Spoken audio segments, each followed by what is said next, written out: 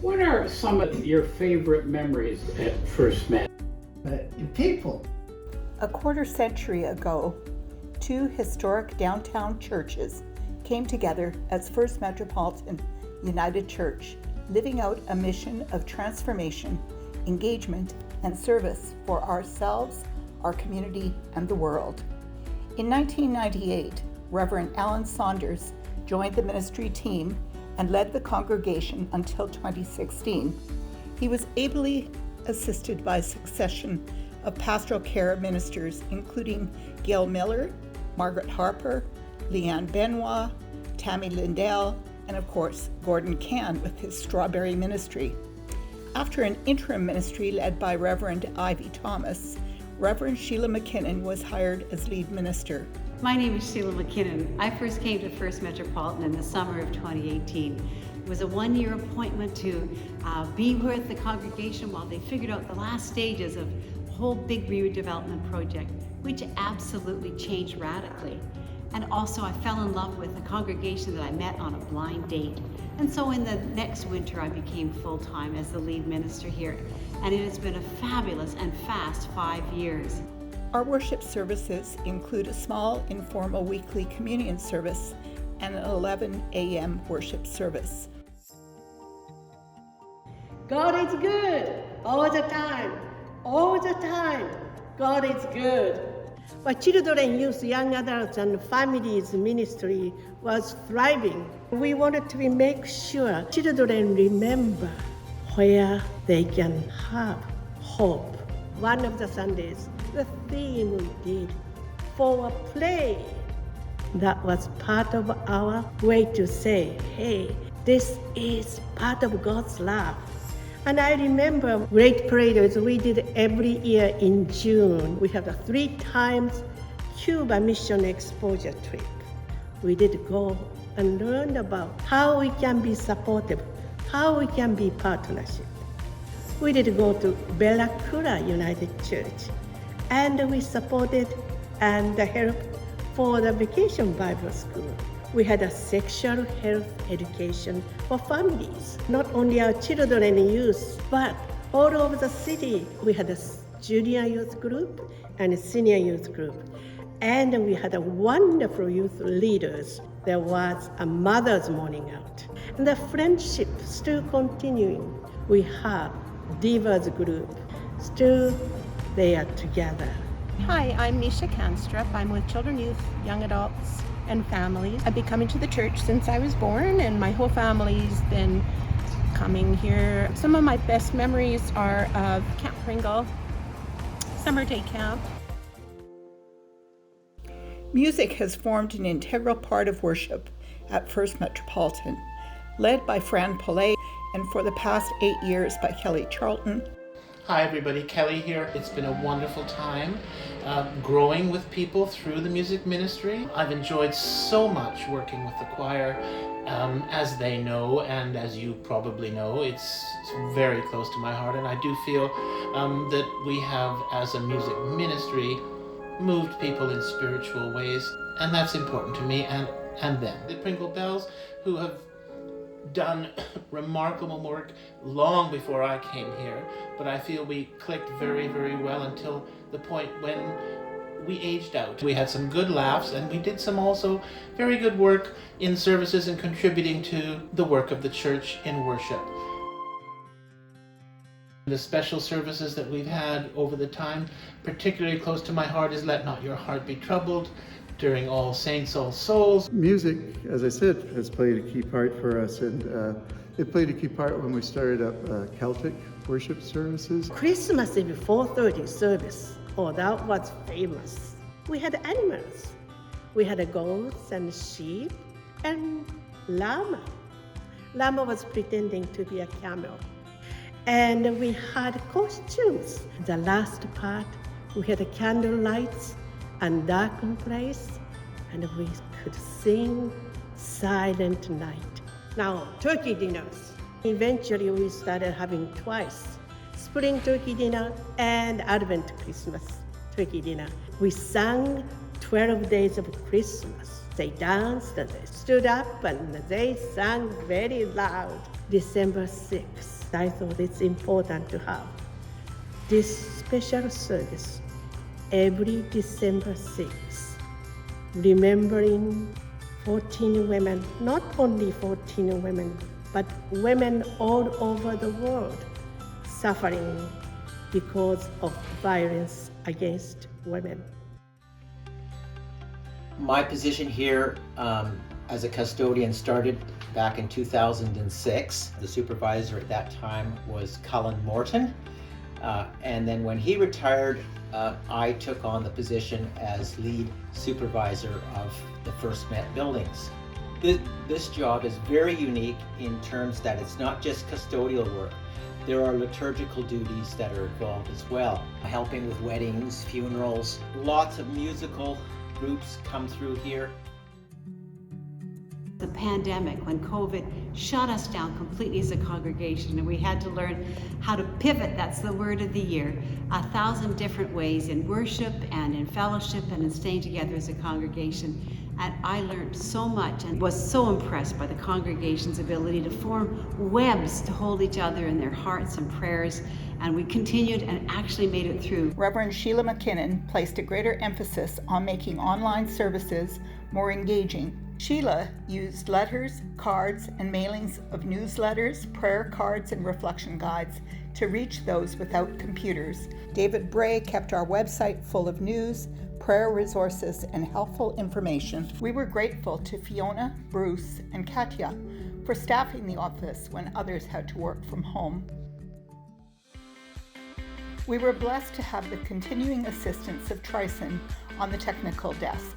A succession of cooperative education students, including Ryan Lee, Peter Chalmers, Jodie Brady-Quinton, Lindsay Bellman, Ethan Slogotsky, Stella Drinkwater, Maxwell Sorensen, Zahan Wang, and Vanessa White have provided support for live streaming as well as creating videos to augment worship and communicate with our congregation. My name is Kyla Morrison-Morgan, and I'm First Met's Health and Wellness Advocate. I've really enjoyed working with Megami Saunders, who's helped with our visitation volunteer ministry. She set up a good program for visiting people, including have a little boxing so we could, if one wants, one can do communion. I got involved because it concerned me that people like Bud, who'd been very active in the church for such a long time, suddenly weren't able to get there anymore, and we needed to make sure they knew they were still part of the church family.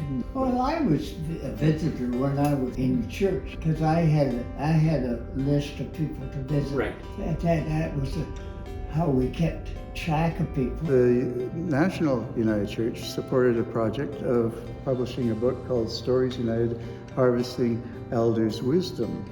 And it tells about 15 of the elders of this congregation and the people in the congregation who were matched as companions. Another highlight for me was the Summer Strollers program, which ran for many years when Anne Maffey was here before me, and through Emily McDonald's time, the caregiver support group with Emily McDonald and Heather Kerngesser. It was a wonderful program for folks in the community and the congregation who were caregivers for people with dementia. The Lunch Club, it just really highlights First Met's dedication to social justice in being a radically welcoming community, and our fantastic volunteers. I was a part of the Healing Pathways Ministry. It was such a wide range of folks who came to us, and hopefully our main focus was to offer them respite, relaxation, so that their body, mind, and spirit could self-heal. And now I'd like to talk about our knitting ministry. Our first priority was for prayer shawls. Then we knitted for charity, Women's Transition House, Mustard Seed, Cridge Daycare. We approached our neighbors at St. John the Divine just across the street, saying, why don't we put on a street festival? So that's what we did. We had the Intercultural Association of Greater Victoria housed in this building, and it was a wonderful relationship we had with them. Just a few days after 9/11, I was in their offices asking, who in the Muslim community should I be in touch with? The very next Sunday, we had 2 leaders from the local mosque speaking to the congregation. The next year, we did the street festival again, and this time it wasn't just the 2 Christian churches here. Rabbi Harry from the congregation Emmanuel, the local synagogue, along with members of the Muslim community. The open door began through these congregations of First Metropolitan, and that continued on with our place, strong connection there. We also had a monthly inner-city dinner. Over 200 people would come and receive a meal. We also were a founding member of the street youth program, Out of the Rain shelter. First Met has also hosted so many events, things to do with energy and climate justice. We have done as many things as we can to learn about our United Church history and Canadian history of genocide and wrongs done to Indigenous people, Kairos blanket exercises, and I wanted to mention my dear friend who is now no longer with us, Kathy Cook. She was one of the important people in seeing the refugee projects and sponsorships carried out. Micah 6:8 that says, "What does God require of you? To act justly, love kindness, and walk humbly with our Creator." I believe the community and people at First Met have tried our best to do just that. From the beginning, the First Met congregation welcomed LGBTQ2S+ persons to our church. In 2020 and 2021, First Met began an intentional program of preparation to become an affirming congregation, culminating in receiving a certificate of affirming status on March 13th, 2022. In the summer of 2021, a volunteer group painted the Quadra Street stairs in rainbow colors, and the Sunday school painted the stairs that lead to the yard on Quadra Street. You're never too old to learn, and that love is inclusive and encompasses all. My latest highlight was First Met hosted a drag show, and this was the second one in which happened here. The energy and support of that community was really quite substantial for me. Epiphany Explorations, 15 years of an annual conference with several hundred people coming for a 5-day event, and all hosted by a single congregation, First Metropolitan. And from the beginning, it was very much a congregational endeavor. It began, I read something about Marcus Borg, the theologian and biblical scholar, and sure enough, he agreed to come. But then Megami said, well, did you ever think that instead of it being just something for Greater Victoria and the island, this could be something offered for all of Canada? And so things took off. It was an exciting time. We had wonderful presenters, Don Crosman and Richard Rohrbaugh. We had people like Stephen Lewis. We had Naomi Tutu, Fred Craddock, and just a host of others that did some wonderful work.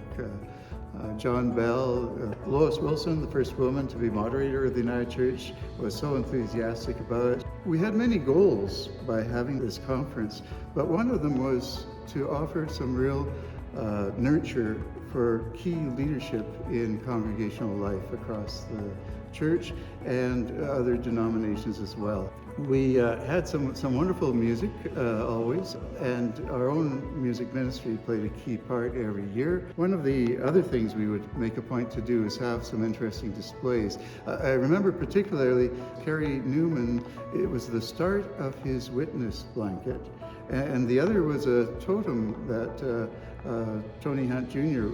had been working on in our sanctuary. There was much to be celebrated in the Epiphany Explorations, I believe.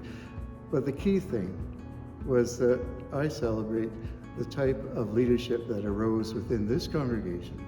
Some very fine and dedicated people. Some of them first getting involved in this church through Epiphany Explorations and then going on to offer such excellent leadership within this congregation, for the congregation and for the broader community and the church at large. And now we're coming to a time of moving into another chapter. We take with us that deep deep caring for each other, our love of the gospel, and all the new ways progressive Christianity has been expressed in our faith and lives. It has been a tremendous blessing for me, and I leave with 1,000 fabulous memories. And I thank you and pray God's blessing upon us all as we enter into the new chapters as individuals, as a community of faith, and as part of the vibrancy which is Christianity in the 21st century. God bless.